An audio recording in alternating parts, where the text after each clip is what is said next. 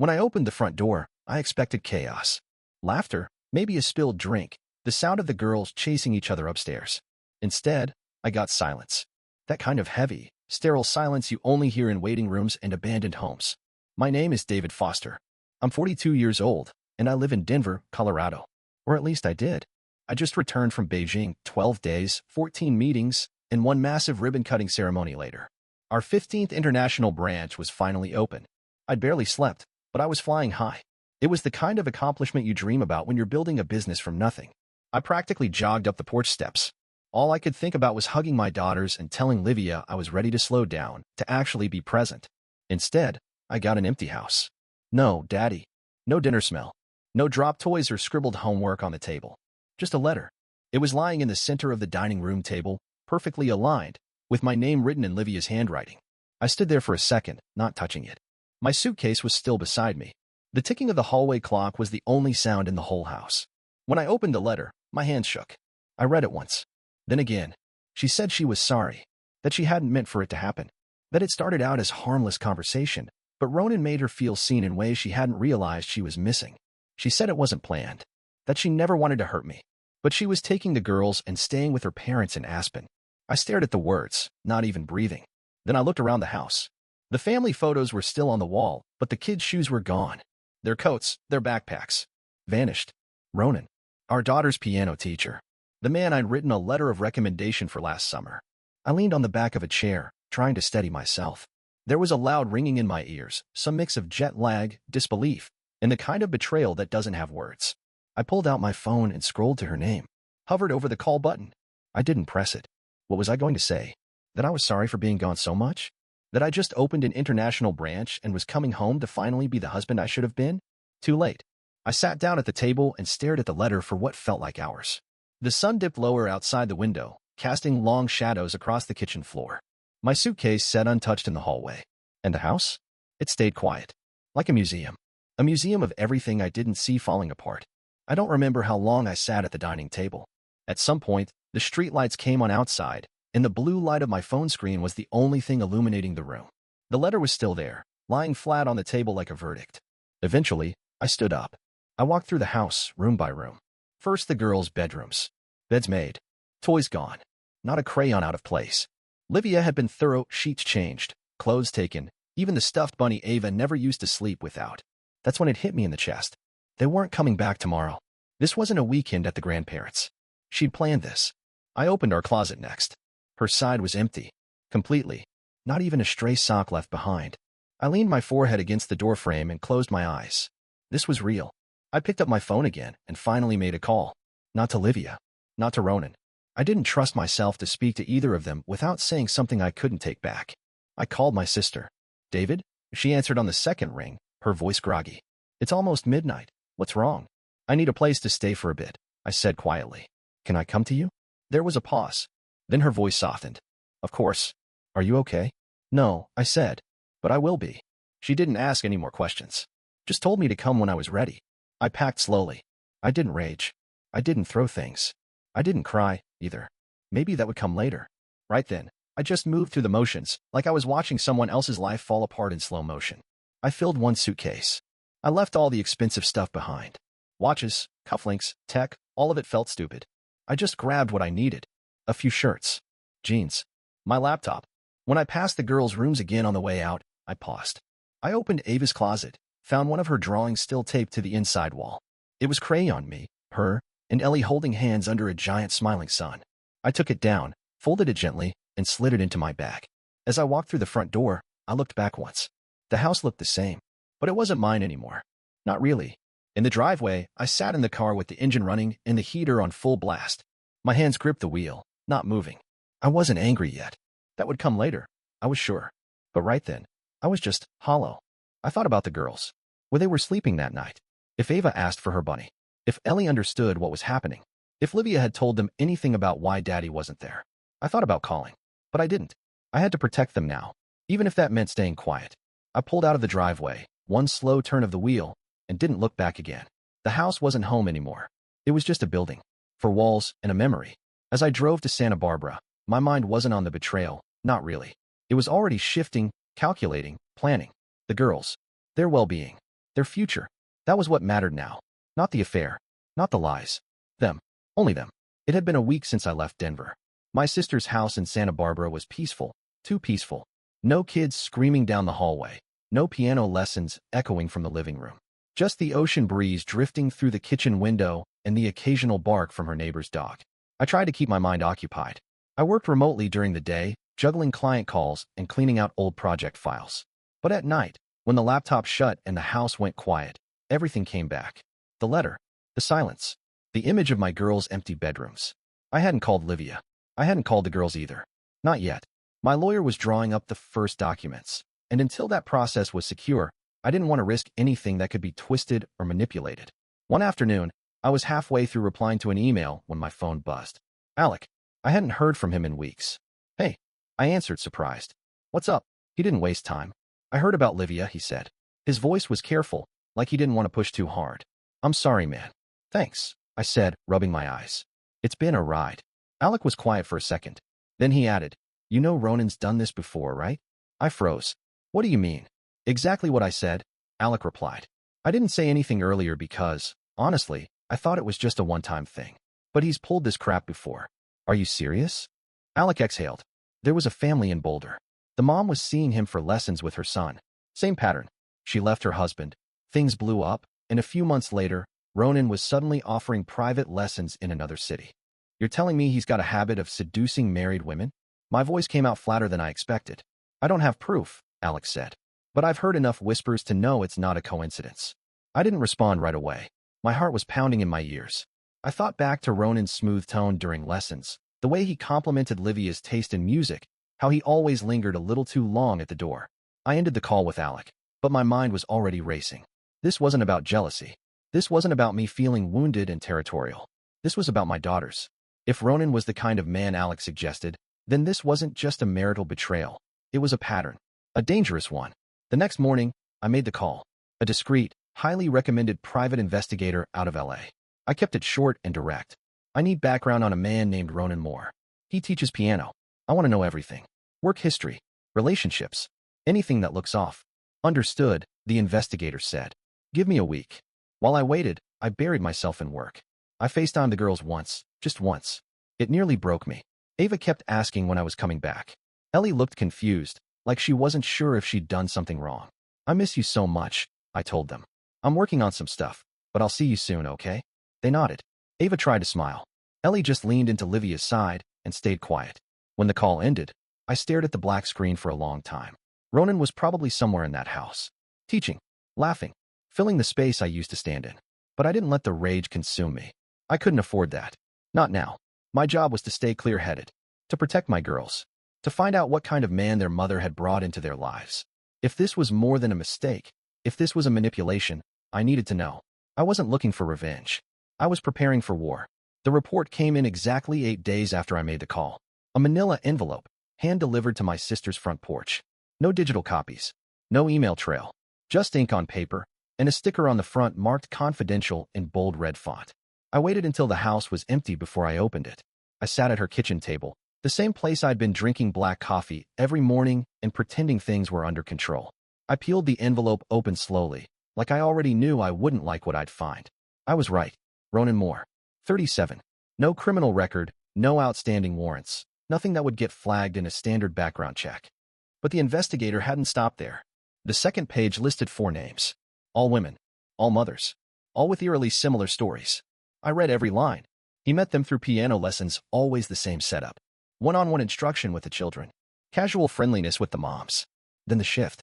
Text at odd hours. Conversations that turned personal. Emotional support that crept into flattery. And then, always, the affair. 3 of the 4 women had left their husbands. One of them had moved cities after everything blew up. None of the relationships lasted more than 6 months.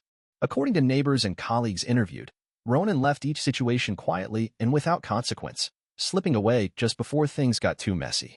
The investigator included screenshots, public posts, Yelp reviews, a few court documents. But what gutted me most was the photo, a grainy image of Ronan at a music fundraiser 2 years ago, his arm casually draped over a woman who wasn't Livia but looked just like her. Same soft eyes. Same polite smile. I stared at that photo until the edges blurred. This wasn't about love. It never had been. Ronan wasn't just a man who made a mistake. He was a predator. And Livia? She was another chapter in his rehearsed, revolving script. Suddenly, something inside me clicked. That cold, heavy grief I'd been dragging around all week, it started to shift. I wasn't lost anymore. I wasn't confused. I was clear. I gathered the papers back into the folder and called my attorney. I have something, I said. I want to move forward. Full custody. I don't want him anywhere near my daughters. My voice didn't shake. Not even once. That night, I sat with my sister on her back porch. The sun was just starting to dip behind the hills, and we shared a bottle of red I'd brought from the last Beijing trip. She glanced over at me. You okay? I will be. Is it bad? She asked, nodding toward the closed folder sitting between us. It's worse than I expected. She didn't ask for details. Just handed me a glass and said, then do what you need to do. I nodded. I already had. This wasn't about getting even with Livia. I wasn't interested in punishing her. What happened between us, her betrayal, my absence, that was its own tragedy. But letting a man like Ronan near my kids? That wasn't going to happen. Not on my watch. The next morning, I sent copies of the report to my attorney and asked him to file for an emergency custody modification. I wanted everything documented. I wanted protections in place. I wanted it in writing that my daughters wouldn't be alone with Ronan. I'd lost my marriage, but I wasn't going to lose my daughters too. And as I sealed the envelope for Livia's legal notice, I felt something I hadn't felt since this whole thing began. Control. The courthouse was colder than I expected. Not physically, it was summer in California, and the AC barely kept up, but cold in that distant, clinical way that made even the softest voices echo. We didn't speak in the hallway. Livia sat at the far end of the bench, her hands folded neatly in her lap, eyes fixed on the floor. I didn't expect an apology. I didn't need one anymore. Our lawyers handled everything. The prenup made the division of assets clean. No screaming matches, no dramatic courtroom scenes. The evidence from the investigator, though we didn't submit all of it, was enough to quietly shift the negotiation. Livia didn't fight. Maybe she was too ashamed. Or maybe she just knew she'd lost the right to challenge me on anything that mattered. She signed the custody agreement without protest. Primary placement with me. Visitation every other weekend. No overnight guests while the girls were in her care, especially not Ronan. I watched her sign her name slowly, like the act itself was taking something out of her. Her hand trembled slightly as she dotted the I. The papers were passed back across the table, and that was it. 15 years together, ended in 37 minutes. She didn't cry. She didn't yell. She just sat there, quiet and small, like someone who had finally realized the price of her decisions. Afterward, outside the building, I stood beneath the courthouse steps while my lawyer made small talk about final filings and notarized copies. Livia came out a minute later, sunglasses on, her hair pinned up the way she used to wear it on beach days. She looked older. Not dramatically, but enough. A little more tired. A little less sure of herself. We locked eyes for the briefest moment. I gave her a small nod, not angry, not smug. Just, done. She nodded back, then walked away without saying a word. Back at my sister's house, I poured myself a glass of water and sat at the kitchen counter while Ellie colored at the table and Ava recited the day's weather like it was breaking news. Dad, Ellie said, looking up, can we still go to the lake this weekend? Of course, I said. Just us. She grinned and went back to her crayons, and I felt something ease in my chest. A loosening I hadn't felt in months. I wasn't proud of how it all ended. I didn't want my daughters to grow up in a split home, but I knew, deep down, I had made the right choice. Livia returned to Aspen a few days later. I made sure she had what she needed financially. The house was sold, the account split. She wasn't left out in the cold. I didn't want her to be. This wasn't about revenge. It was about stability. About showing my girls that when people hurt you, you don't have to burn everything down to protect yourself. You just draw a line, and then you live better on your side of it. The first morning in our new routine, I woke up before the sun. Not to check emails or pack for a flight, but because Ava was already in the kitchen, banging cabinet doors and trying to find pancake mix. Dad? She whispered when she saw me, like we were sharing a secret. Can I make breakfast today? Only if I get the first one, I said, rubbing the sleep from my eyes. She grinned, pulling out a bowl twice the size she needed. I didn't go back to bed. I sat at the counter in my t-shirt and flannel pants, watching her stir too hard and spill batter on the floor. I used to miss these mornings. Or maybe I'd just never made room for them before. Things weren't perfect. The girls still asked when they'd see their mom. I didn't lie. I didn't dodge. I just told them, you'll see her soon. But right now you're with me. Ellie had a harder time at first. She didn't cry, but she got quieter. Slept with the hallway light on. Refused to play piano. I didn't push. Instead, I started reading with her before bed again. Same book every night for a week until she finally laughed at a joke she'd already heard 3 times. That laugh cracked something open in me. I stopped chasing meetings. I pulled out of 2 international contracts and delegated half my client calls to the senior team. For the first time since I launched the company, I started turning my phone off after dinner. I was there in the morning for school drop-offs. I helped with homework at the kitchen table, even when I didn't understand half of Ava's 5th grade math. On Wednesdays, we baked cookies. Badly. On Fridays, we had what Ellie called silly dinner, which basically meant costumes and frozen waffles. They needed me. Not the version of me who brought back souvenirs from Shanghai or texted bedtime kisses from hotel rooms. They needed this one, here, now grounded. One afternoon, while waiting outside their school, an older woman sat down next to me on the bench. "You're Ava and Ellie's dad, right?" she asked. I nodded. "Guilty." She smiled kindly. "You're always here now. It's nice to see. Not many dads can do that." I didn't know what to say, so I just nodded again. Before she left, she patted my hand gently. Being present, that's what they'll remember. More than anything. That night, as the girls sat on the couch in their pajamas watching some animated show I couldn't follow, I looked around the room. It was messy, socks on the floor, a trail of goldfish crackers under the coffee table, but it was alive. Real. Ours. I didn't think about Beijing, or Livia, or the silence of that empty house. This was the home I wanted to build now. Not perfect, not polished, but full of love, noise, and pancakes made by a 9-year-old at 6 in the morning. And for the first time in a long time, I didn't feel like I was running out of time to fix things. I just felt like I was finally where I was supposed to be. Livia showed up late for her first weekend with the girls. I didn't ask why. I just opened the front door, handed her their bags, and watched Ellie and Ava climb into her car without the usual excitement. Ava gave me a small wave through the back window. Ellie didn't look up. That night, I sat on the porch with a beer in silence. The kind of quiet that used to feel like a reward. Now it just felt like something unfinished. I didn't hear much from Livia those first few weekends. A couple of short texts. One blurry photo of the girls baking cookies in her parents' kitchen, the caption reading, "Trying my best." I believed that. I really did. But I also knew the damage wasn't something she could paper over with frosting and filtered photos. The girls came home different each time, tired in a way I couldn't name. Ellie was clingier after visits. Ava got moodier, snapping about things she used to let slide. I never pried. I just made space for the storm to pass. One Tuesday evening, after dance class, Ava sat in the back seat and said, "Mom cries a lot when we're asleep." I glanced at her through the mirror. "Did she tell you that?" "No," she said. "But her eyes are always red in the morning." I didn't respond. I just kept driving. I knew from the lawyers that Ronan was gone. He didn't last long after the divorce. Left town. No goodbye. No accountability.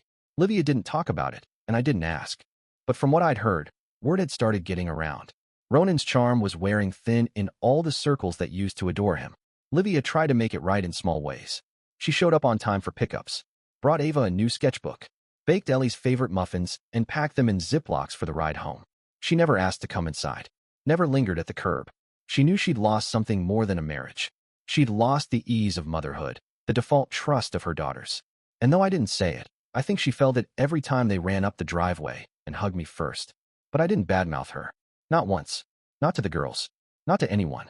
I didn't need to. Her absence said enough. And her efforts now, late, but sincere, spoke louder than anything I could have told them. Ellie started playing piano again. Just short pieces. Mostly by memory. I'd stand in the hallway and listen, not because I loved the music, but because it meant something had healed, even just a little. One night, as I tucked her in, she asked, "Is Mom still sad?" I paused. "I think she's figuring things out." Ellie nodded, then whispered, "I hope she does." So did I. This wasn't about punishment anymore. It wasn't about who was right or who got left. It was about rebuilding something stable, something honest. The girls had already lost enough. They didn't need to watch their parents tear each other apart. And if Livia could show up, even imperfectly, then I would make room for that. Not for her. For them. The invitation came as a simple text. "Livia, can we talk? Just us. I'll be at the Botanical Garden Saturday morning if you want to come." No details. No guilt. Just that. For a few minutes, I stared at the message without answering. I wasn't angry. Not anymore. I just didn't know what she wanted. But I showed up anyway. The air was cool that morning, the sun low behind a thin veil of clouds. I found her sitting on a wooden bench by the koi pond, holding a paper cup of coffee with both hands like it was something fragile. She stood when she saw me, gave a small, tired smile. "Thanks for coming." I nodded. "You look okay." She laughed softly. "That's generous." We sat in silence for a bit, watching the water ripple as fish darted under the lily pads. I waited. She spoke first. "I'm not here to ask for anything," she said. "I'm not trying to explain what I did. I just wanted to say it out loud. What I did was selfish. Not just the affair. All of it. I left you holding everything. Our home, the girls, the future we said we'd build. And then I handed it off like it meant nothing. Her voice cracked at the end, but she didn't cry. I thought Ronan saw me, she continued. But I realize now, he only saw the parts one hated about myself. The parts one was trying to forget. And when he was gone, I was left with the truth. She turned toward me, her eyes wet but steady. I ruined the one thing that was real. And I know I can't fix it. But I needed you to know. I'm sorry. It was the most honest thing she'd said in years. I let the words sit between us like something sacred. I forgive you, I said quietly. She blinked. You do? Yes. Why? I thought about that for a second. Thought about all the things I could say. How forgiveness wasn't about letting her off the hook. How it didn't erase what happened. But in the end, I just said the truth. Because I have to let it go. Not for you. For them. She nodded slowly. I get that. We didn't hug. We didn't reminisce. We just sat there, two people on separate paths, with a shared past that had finally been named and released. Before I left, she looked at me and said, "You're a better father than I ever gave you credit for." I didn't respond. I didn't need to. We walked out of the garden together, but at the gates, we turned in opposite directions. There was no bitterness in it. No regret. Just a quiet, mutual understanding. Forgiveness wasn't weakness.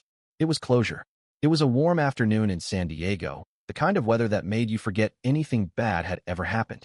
I was there for a tech innovation panel, one of the few work trips I'd said yes to since things had settled. I kept it short, in and out, just enough to shake a few hands and remind myself I still knew how to speak business. After the session, I grabbed coffee in the hotel lobby. That's where I saw him, Graham Delaney. We'd worked together years ago on a software rollout in Chicago. We hadn't spoken since. "David?" he said, blinking like he wasn't sure it was me. I smiled, stood, shook his hand. "It's been a while." We caught up briefly. Who moved where, what we were working on. But then, just as I reached for my coffee, Graham said, "Hey, I saw you knew Ronan Moore, right? The piano guy?" I felt my shoulders tighten. "Yeah, unfortunately." Graham let out a quiet laugh. "That guy's something else. He used to work with my sister-in-law. Total creep." My heart picked up. "You're kidding." "Nope. He got run out of her community center for basically sleeping his way through half the adult arts program. Played the tortured artist role, got a few women to open their wallets and other things, and then bailed. Even tried to blackmail one of them when she pulled away. Said he had recordings. Emails. All fake, of course." I leaned back in my chair, stunned. Blackmail? Not legally. Nothing formal. Just threats. Manipulation. Told her he'd ruin her reputation if she talked. Guy's a walking case study in emotional fraud. I didn't say anything for a long moment. Eventually, Graham clapped me on the shoulder. "Glad to hear he's out of your life. He's poison." When he left, I just sat there, watching the cream swirl in my half-drunk coffee, my stomach heavy with something I hadn't felt in months. Pity. Not for Ronan. For Livia. She hadn't just made a mistake. She'd been played. Just like the others. Manipulated by someone who knew exactly which part of her to target. The part I'd been too busy or too distracted to notice had gone hollow. I didn't let myself spiral. I didn't open old wounds. I just carried that realization with me back home. That night, I cooked dinner with Ava and Ellie. We made grilled cheese with way too much butter and tomato soup that nobody finished. After dinner, we sat on the back porch under string lights, watching the dog chase moths. Ava leaned her head on my shoulder. "This is nice." "It is," I said. I didn't think about Beijing or court documents or piano teachers. I thought about this. My daughters, their sleepy grins, the way Ellie hummed when she drew. That's when it hit me. Real love doesn't fall apart in a single betrayal. It bends, it bruises, but it adapts. It shifts shape when it needs to. It figures out how to hold on in new ways. We weren't the same family we were before, but we were still a family. And that, somehow, was enough.